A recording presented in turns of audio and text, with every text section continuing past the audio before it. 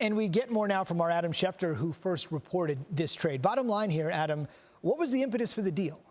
Zubin, from the time that Jalen Ramsey's back acted up, the truth of the matter was his plan was not to play again for the Jacksonville Jaguars. And in the end, his plan to defy their orders, to sit out games, to say that his back was bothering him, basically in the end provided the impetus for Jacksonville to trade him to the Los Angeles Rams. Now, the Jaguars had a number of teams that were interested, but they just felt that the price of 2 first-round draft picks and a 4th-round pick in 2021 as well was just too much to pass up. They knew that it wasn't going to get better with Jalen Ramsey, but Jalen Ramsey's back will get better by going to L.A. He goes to L.A. without a new deal, but with all the leverage in the world for a new deal. That deal will come at some point in time because you don't trade 2 first-round picks and a 4th-round pick for a guy and not give him a new deal. So great job by Jalen Ramsey getting dealt to Los Angeles. The Jaguars get back a haul of picks. They win. The Rams get a great top-notch cornerback. They win. Everybody wins here, Zubin. All right, so last thing before I let you go, Sean McVay, he's won. He's a winner. He's preached culture and attitude. But as we know, Marcus Peters has had some friction over his 4+ years since he's been in the NFL. So how are the Rams approaching that in the other deal?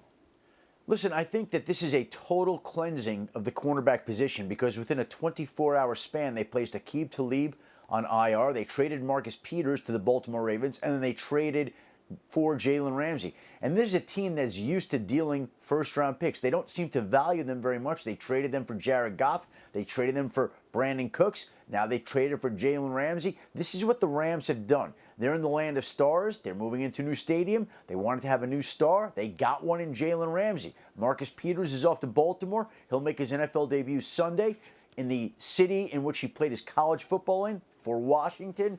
So basically, it's a whole new look for the Rams. I think that they believe this will work out for the better. They do have a constellation of stars, and in Jacksonville, Minshew mania remains, but there will be no Ramsey redux. That's the NFL's best insider. Adam, thanks.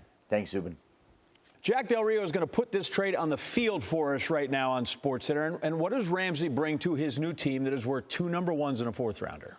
Well, first of all, that's a lot to give up. Yeah. But I think both teams actually can claim a victory here. I think the Rams got the best corner in the league right now. And so, you know, when you have draft picks, you're hoping that one turns out to be a player this good. Right. The one question I'd have for the Rams is why didn't you go ahead and get the deal done before you traded for him when you had the leverage? So now Jalen will have the leverage in doing that deal. But I think that the Jaguars, they said all along they wanted to get a lot. They wanted a haul. They wanted more than just 1 first-rounder. They wanted 2 if they could get it, and they got 2 and a 4th-round pick. So credit the Jaguars. Okay, so what they get is the best corner and some contract negotiations that they have to handle down the road.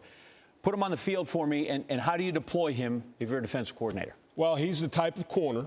All right, there have only been a couple in the league that I've actually told my team to stay away from, okay? And one was Deion Sanders, was that type of player, all right? The other's Champ Bailey, and they're both in the Hall of Fame. So you're talking about an elite talent and the kind of guy, if you throw his way, there's a good chance it's going to go the other way. Is he a guy that you assign half the field, or do you put him on your best receiver?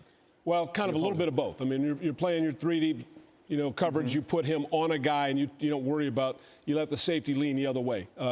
You have the ability to put him on a guy, shut him down, have him work on one guy, and just take the safety and put him somewhere else. So, yeah, it opens up a lot of opportunities. All right, listen, he's great defensively, but Rams right now, offense, can he help the offense? Right. I mean, I guess it's some takeaways. I don't think he can play fields. tackle or guard. And right. My concern, I talked about it earlier today, for the Rams, I said patience or panic. I said I'm panicked because I'm worried about their offensive line. So, now you're taking 3 picks away that could help fortify that offensive line. So this is not good news for Jared Goff in terms of protection. We're not going to bulk him up at 320 and put him on the other side of the ball. Jack Del Rio, thanks. You bet. Fight on.